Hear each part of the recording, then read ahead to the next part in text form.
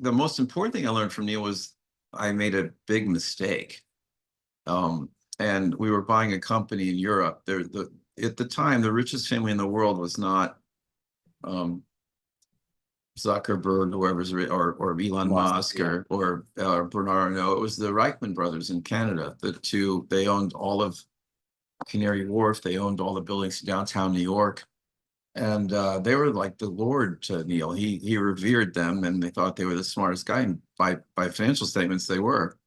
And so they went into London and were building Canary Wharf, and they were buying a company called Rosehow, and their sister company that was 50-50 with, came on the market, and it was called Ransworth. They weren't 50-50 with Rosehow, but the Reichmans were getting very long the UK, and Neil thought it'd be great. And Goldman Sachs called us. I wound up on the deal in 29.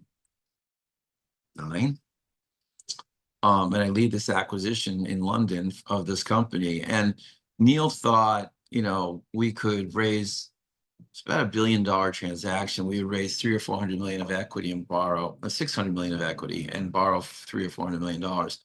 We misread the institutional market. It was really early for U.S. investors to go into Europe, and we could only raise 300 million, so we had to put like $700 million of debt in the company. The problem was the interest rates were wickedly high, double digit, like 14% we financed that, and the underlying assets were yielding 6%.